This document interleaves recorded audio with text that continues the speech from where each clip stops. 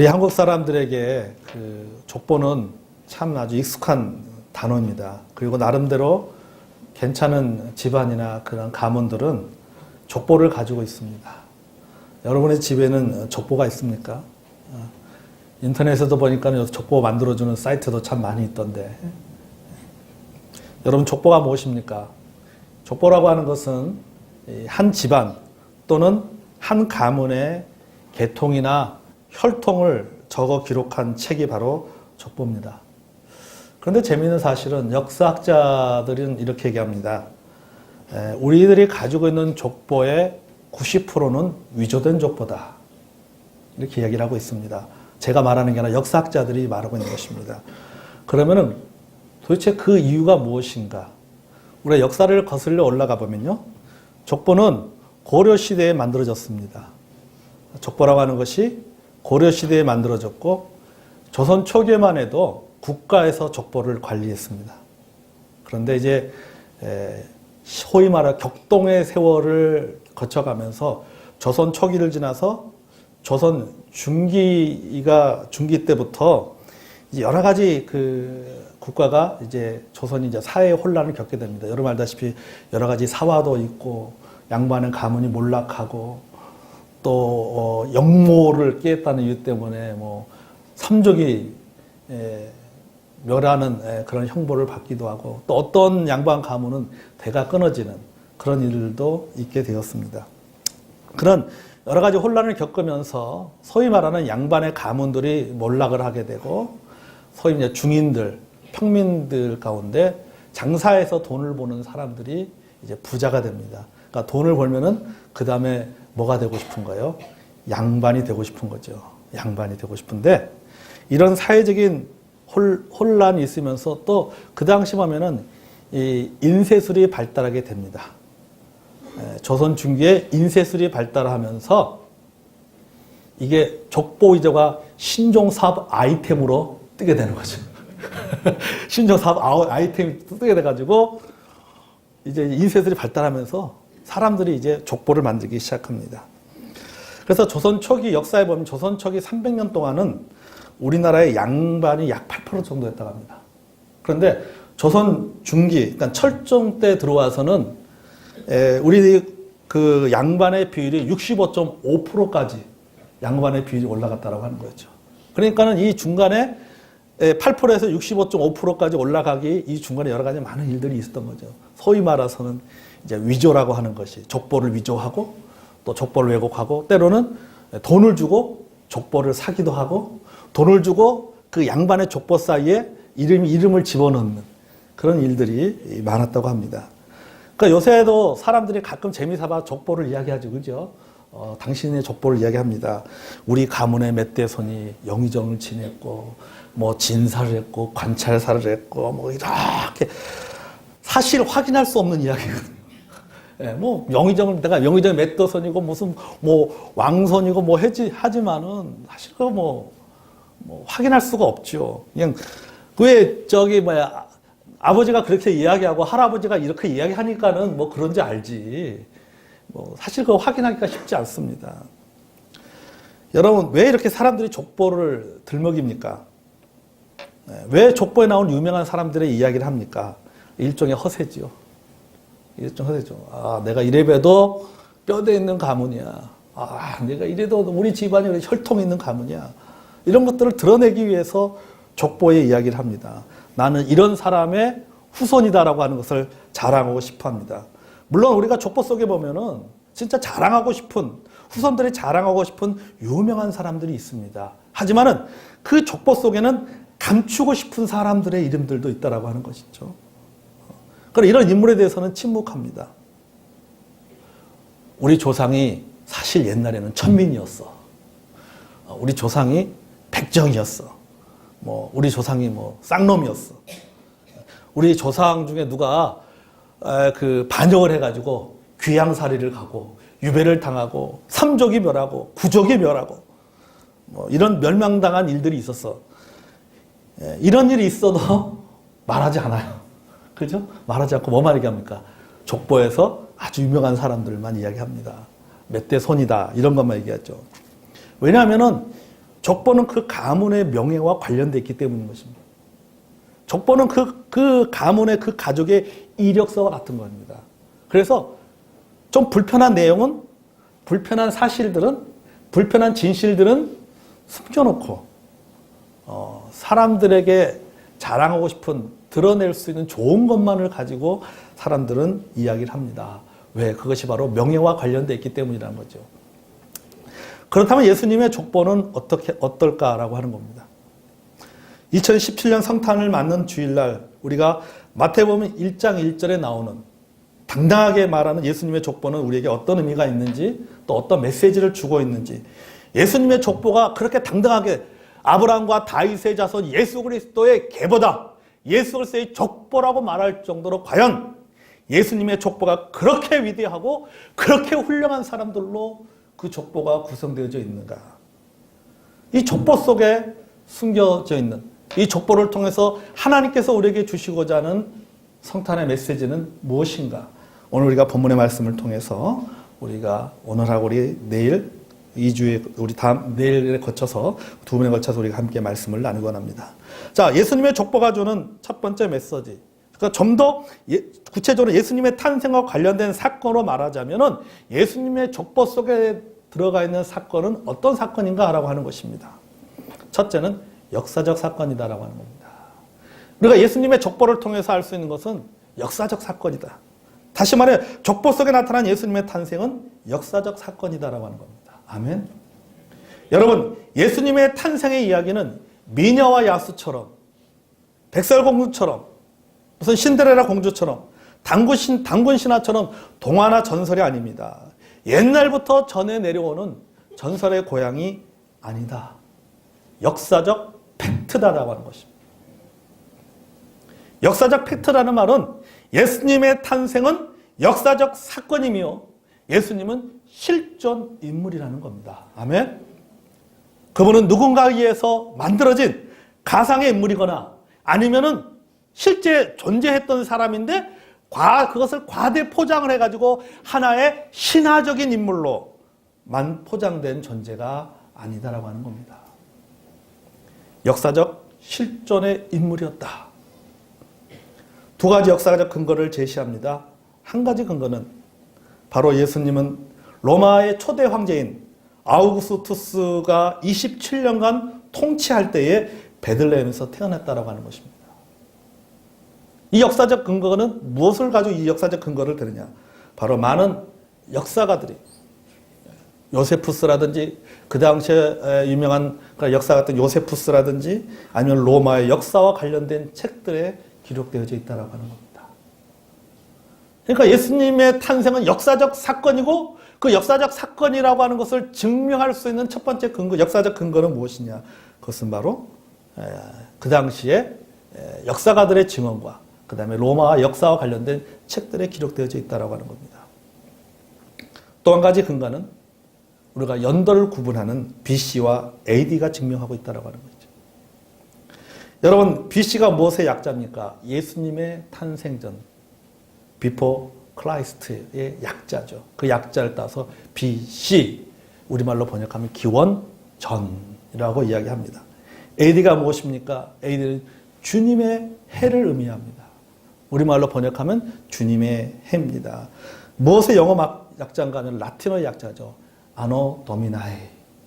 그래서 AD라고 이야기합니다. 그래서 우리가 쓰는 이 달력에 바로 BC와 AD를 예수님의 탄생을 기준으로 해서 예수님의 탄생 전과 예수님의 탄생 후를 구분을 하고 있습니다. 그래서 오늘 우리는 AD 2017년에 우리가 살고 있다고 하는 거죠.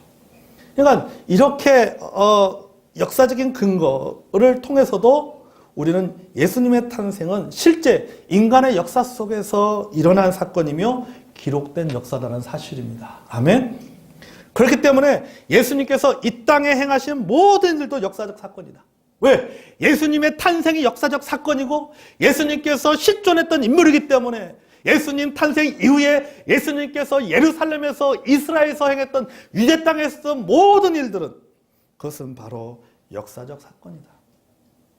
그리고 그 역사적 사건이 기록되어져 있는 것이 바로 성경이다라고 하는 것입니다. 그런 의미에서 성경은 바로 역사책이다. 역사가 기록된 책이다라고 하는 것입니다. 역사적 팩트가 기록된 책이 바로 성경이다라는 것입니다. 하나님께서 인간의 역사에 어떻게 개입하시는지에 대한 개입하신 일들이 기록된 역사책입니다. 그래서 저는 성경을 이렇게 표현하고 있죠. 사건일지다. 사건일지. 예수님께서 이 땅에 생하신, 또 하나님께서 인간의 역사 속에, 인간의 삶 속에서 개입하셔서 어떤 일을 행하셨는지, 어떤 사건을 만들어내셨는지 내가 기록되어져 있는 일지와 같은 것이, 그것이 바로 성경책이다라는 것입니다. 예수님의 죽으심과 예수님의 부활도 역사적 사건입니다. 예수님의 승천도 역사적 사건입니다. 그러므로 예수님의 재림도 역사적 사건이 될 줄로 믿습니다. 아멘. 여러분, 우리가 성탄절을 맞이해서 단순히 그냥 우리가 어떤 감정적으로 성탄의 분위기를 즐기는 것도 중요하지만은 우리가 한번 신학적으로 예수님의 탄생이 역사적 사실이기 때문에 예수님의 죽음과 예수님의 부활과 예수님의 승천도 역사적 사실이고, 다시 오실 그 예수님에 대한 그 일들도 아직은 이루어지지 않았지만 그러한 역사적인 사실이 될 것이다라고 하는 믿음 갖고 소망을 갖는 저와 여러분이 되기를 원합니다. 아멘. 여러분, 이 사실을 믿으시길 바랍니다. 그리고 우리가 성탄절을 2017년 성탄절을 맞이하면서 우리가 다시 오실 예수님을 기대하며 종말론적인 신앙을 가지고 영적으로 깨어있는 그리스도인이 되시기를 바랍니다. 아까 우리가 예배드릴 때 찬송할 때 번개가 팍 쳤어요. 그래서 제가 예수님, 아기 예수님으로 탄생하셨는데 혹시 오늘 만왕의 왕 만군의 주시로 재림하셨는가? 순간적으로 이런 제가 목사님께 저 혼자만 그런 생각했나요? 저는 순간적으로 그런 생각을 해봤습니다. 예수님 오실 때 이럴 수도 있겠다라는 생각이었어요. 자, 첫 번째는 역사적 사건입니다. 두 번째는 약속된 사건입니다.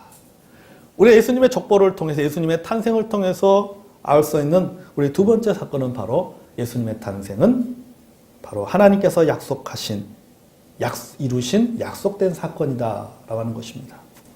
오늘 본문 1절에 보십시오. 아브라함과 다윗의 자손 예수 그리스도의 계보라. 자, 이 말은 문자적으로는 족보이지만, 족보지만은 그 이면에는 하나님의 약속이 어떻게 실현되어 가고 있는지를 보여주는 일지입니다. 아브라함으로부터 시작해서 그 위로 올라가면은 아담에서 시작해서부터 예수 그리스도께서 탄생하시까지 그 모든 이름이 줄줄이 낳고 쭉 기록된 것을 통해서 우리는 무엇을 알 수 있는가 하면은 하나님께서 인간에게 약속하신 그 약속이 오랜 세월들을 거치면서 어떻게 좀 더 구체적으로 이루어져 있는가가 기록되어져 있다라고 하는 것입니다. 무엇을 통해서 우리는 이것을 알 수 있는가? 족보를 통해서 알 수 있다라고 하는 것. 여러분, 하나님의 약속이 무엇입니까? 인간의 구원입니다. 창세기 3장에 보면 아담과 하와가 범죄를 했습니다. 하나님께서 그들에게 가죽옷을 입히셨습니다. 창세기 3장 21절에 보면 여호와 하나님이 아담과 그의 아내를 위하여 가죽옷을 지어 입히시니라. 자, 가죽옷을 지어 입혔다는 것은 뭡니까? 생명이 죽었다는 겁니다. 생명이 죽음으로 말미암아 그들의 부끄러웠던 부분들이 그들이 가려졌다라고 하는 것입니다. 덮어졌다는 것이죠. 우리 이것을 대속이라고 표현하기도 하고 구속이라고도 표현하고, 무엇을 통해서? 가죽옷을 통해서. 이것은 하나님께서 우리 인간을 구원하시고자 하시는 최초의 메시지입니다. 내가 너희들을 구원하겠다. 핏값을 지불하고 누군가가 대신 생명을 죽음으로 말미암아 너희들의 허물을, 너희들의 죄를 내가 덮어주겠다라고 하는 최초의 복음의 메시지인 것입니다. 그리고 인간을 향한 하나님의 약속입니다. 이런 하나님의 약속을 보여준 사건입니다. 그리고 이 하나님께 보여주신 창세기 3장 15절을 통해서 하나님께서 21절 통해서 보여주신 이 하나님의 그 약속, 이 하나님께 보여주신 이 사건이 이제 시대를 거쳐가면서 여러 선자들을 통해서 자신의 약속이 반드시 성취된다는 것을 하나님께서는 계속해서 보여주셨어요. 히브리서 1장 1절과 2절을 보겠습니다. 히브리서 1장 1절과 2절에 보면 옛적의 선자들을 통하여 여러 부분과 여러 모양으로 우리 조상들에게 말씀하신 하나님이 이 모든 날 마지막에는 아들을 통하여 우리에게 말씀하셨으므로 이 아들을 만유의 상속자로 세우시고 또 그로 말미암아 모든 세계를 지으셨느니라. 아멘. 옛적의 선자를 통하여 여러 부분과 여러 모양으로 보여줬다. 여러 부분, 여러 사람들을 통해서, 여러 사건을 통해서, 여러 선자를 통해서, 여러 일들을 통해서 하나님께서 뭡니까? 아담과 하와에게 보셨던 그 인간의 구원에 대한 그 약속, 그 약속의 계획들이 어떻게 실현되어지고 어떻게 그것이 구체화되어져 가고 있는 것을 보여주셨다라는 것입니다. 하나님의 계획이 족보 속에 기록된 사람들을 통해서 역사 속에서 하나씩 구체적으로 이루어졌습니다. 여러분, 아브라함에서 다윗을 거쳐 예수 그리스도가 탄생하기까지 몇 대? 42대. 42세대가 흘렀습니다. 수천 년 흘렸습니다. 마태복음 1장 17절에 보겠습니다. 그런즉 모든 대수가 아브라함부터 다윗까지 14대요. 다윗부터 바벨론에 사로잡혀 갈 때까지 14대요. 바벨론으로 사로잡혀 간 후부터 그리스도까지 14대라. 42세대. 아브라함에서도 이미 그 이전도 있지만은 여기서 끊어서 아브라함에서부터 42세대를 거쳤다. 누가 탄생할까지? 예수님이 탄생할까지. 자, 하나님의 약속이 이미 그 전에 하나님 약속하셨지만 그 약속이 첫째 이루어지고 있었지만은 그러나 굳이 아브라함부터 따진다면은 하나님의 약속이 이루어지는 데까지 42세대를 거쳤다라고 합니다. 그러니까 아주 오랜 세월 동안 하나님의 약속이 이루어졌다. 오랜 약속이 이루어지기까지 오랜 세월이 흘렀다는 겁니다. 심지어는 예수님이 태어나기 직전 400년 동안 아무런 어떤 선자도 어떤 메시지도 아무런 일도 일어나지 않았습니다. 여러분, 우리가 성경에 보면 말라기와 마태복음까지는 그 사이는 어떤 400년의 시간이 400년. 하나님께 약속을 잃어버린 것처럼 보였습니다. 그 400년의 어두움의 그 시간 동안 하나님께 약속을 잊어버린 것처럼 보입니다. 하나님께서 어떤 일도 하고 있지 않는 것처럼 보입니다. 하나님께서 인간들을 잊어버린 것처럼 보입니다. 하지만은 400년이 지난 후에 그분은 오셨습니다. 예수님은 하나님의 계획 따라 이 땅에 오셨다는 것입니다. 여러분, 우리의 시간표로 하나님을 판단할 수가 없습니다. 하나님의 약속이 더디 이루어지는 것처럼 보일 수도 있습니다. 그러나 그분은 결코 약속을 잊지 않으신다는 사실입니다. 아멘.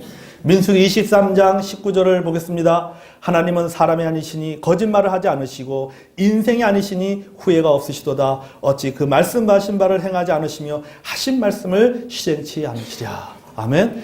하나님은 자신이 한 말씀에 대해서, 우리가 한 약속에 대해서 반드시 지키신다. 비록 어두움의 400년의 시간이 있었지만은, 어떤 선자도 나타나서 메시아에 대한 이야기를 해주지 않았지만은, 그럼에도 불구하고 하나님의 약속은 이루어지고 있었다라고 하는 겁니다. 여러분, 하나님의 약속을 반드시 이루시는 하나님이십니다. 아멘.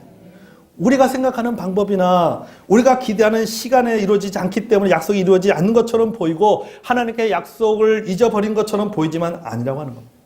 하나님은 반드시 약속을 이루시는 분이시다. 아멘. 우리의 기도도 마찬가지입니다. 기도해도 응답되는 것도 없고. 왜 기도해도 응답되는 것이 없습니까? 우리는 자꾸 우리가 기도한 대로, 기도한 내용대로 이루어져야지만이 그것이 우리가 기도응답이라고 생각하기 때문에 여러분, 기도응답이 없다라고 생각합니다. 우리가 지난 주간에 월요일부터 저희들이 금요일까지 저녁마다 저희들이 기도에 대한 주제로 말씀을 나누면서 그런 말씀 나눴습니다. 하나님 우리의 기도 응답하십니다. 아멘. 그러면서 그랬잖아요. 자, 악한 자라도 자기 자식에게는 좋은 것을 줄 줄 안다 그랬어요. 하늘에 계신 하나님께서 우리에게 좋은 것을 주지 않겠느냐. 떡을 달라는 자에게 돌을 줄 부모가 누가 있고, 생선을 달라고 하는 자녀에게 뱀을 줄 부모가 누가 있느냐. 그 말은 반대로 생각해 보세요. 그 말을 반대로 생각하면 돌을 떡으로 알고 구하는 자녀에게 그것을 줄 부모가 누가 있느냐 말이지. 반대로 또 뭡니까? 뱀을 생선으로 착각하고 구하는 자에게 그것을 줄 부모가 누가 있느냐. 여러분, 우리가 하나님 앞에 그렇게 기도할 수 있어요. 그죠?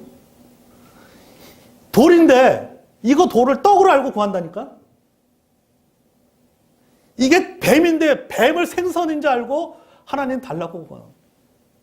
그걸 줄 부모가 누구 있겠습니까? 하나님께서 우리의 기도 응답해 주시는 것도 이와 같다라고 하는 거예요. 그러니까 내가 기도하는 대로 내가 그대로 다 이루어지는 것만이 기도 응답이 아니라 하나님께서는 이제 우리는 어떤 형태든지 간에 하나님께서 우리의 기도 응답해 줄 줄로 믿습니다. 아멘. 우리가 하나님 앞에 내가 가장 최고 응답은 뭔지 알아요? 내가 어떤 문제를 가지고 내가 하나님 앞에 기도하는 그 순간, 내가 하나님 앞에 무릎 꿇는 그 순간, 내가 하나님 앞에 하나님 이것을 들어주십시오. 이 문제를 해결해 주십시오. 하나님 이 기도 응답해 주십시오라고 무릎 꿇고 하나님 앞에 기도하는 그 순간, 내 기도 응답받는 겁니다. 왜 그런지 아세요? 그 순간, 적어도 나는 그 순간 하나님을 의지합니다. 적어도 나는 그 순간 하나님이 나의 아버지인 것을 믿습니다.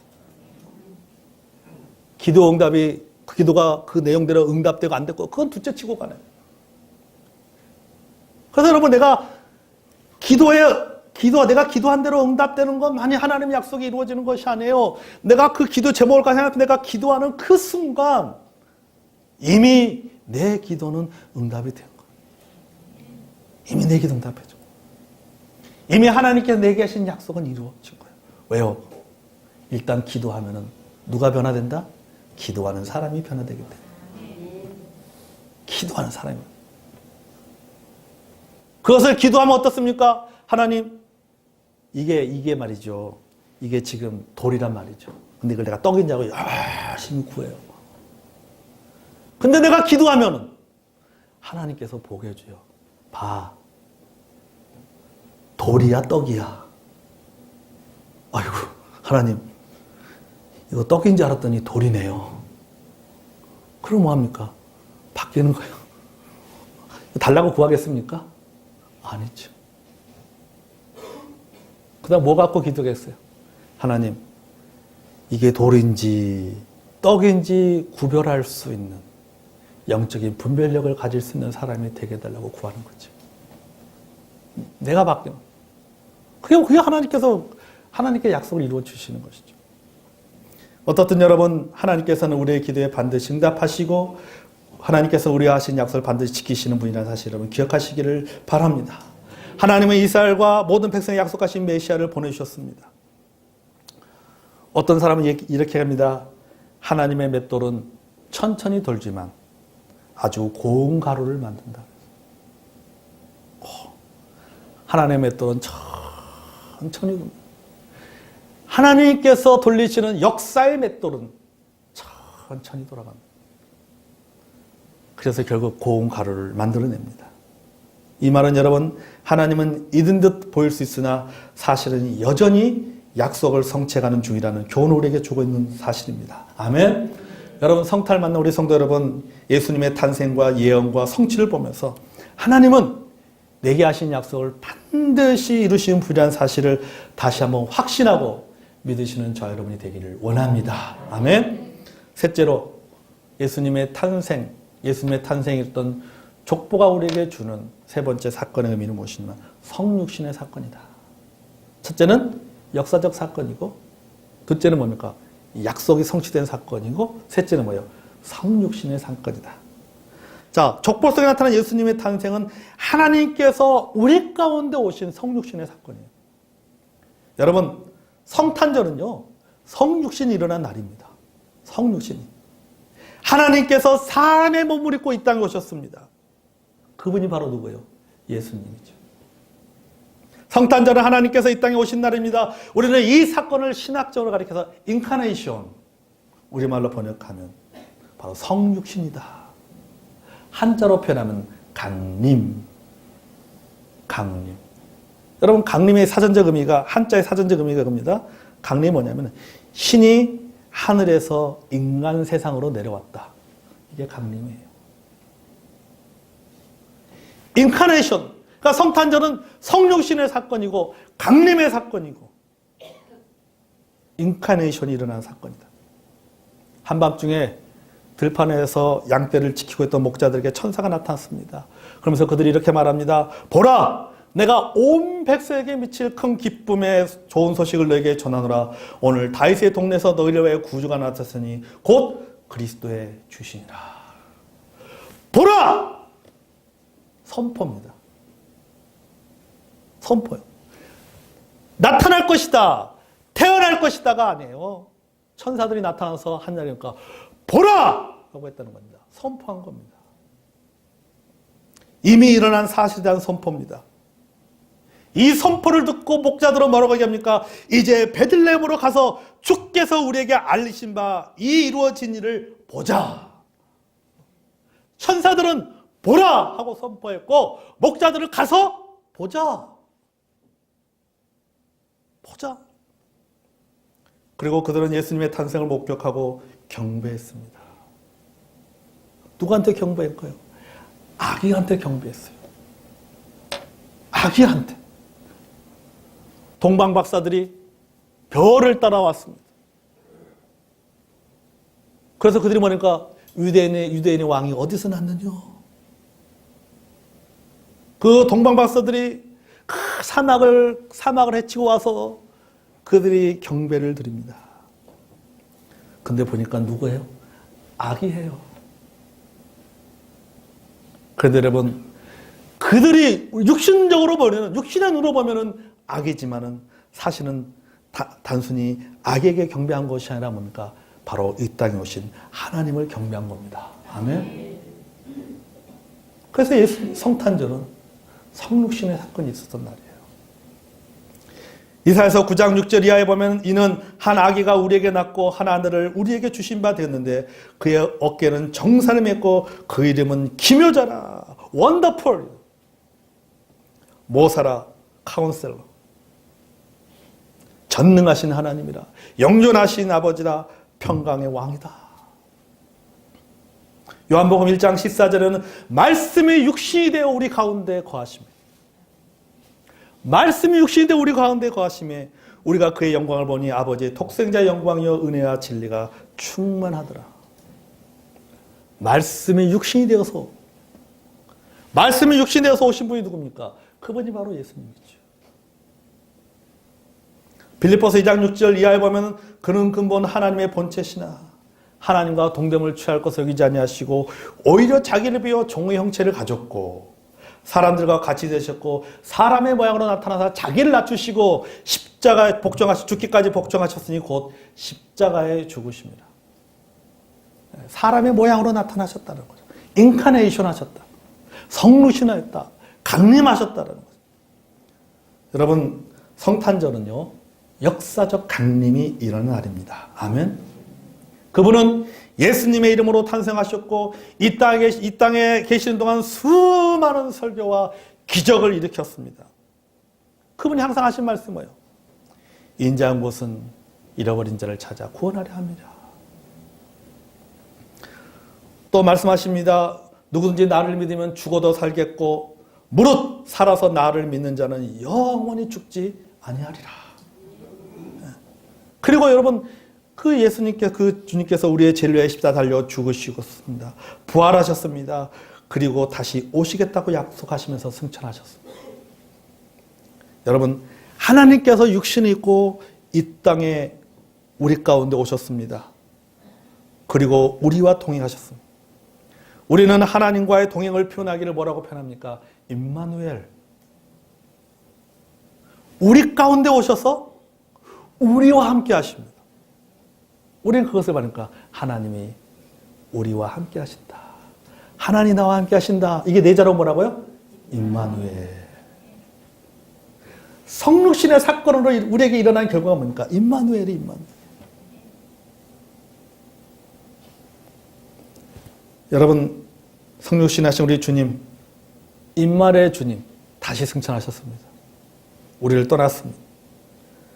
근데 우리에게 또 다른 인카네이션, 우리에게 또 다른 강림, 또 다른 영적 존재가 강림해서 우리에게 있습니다.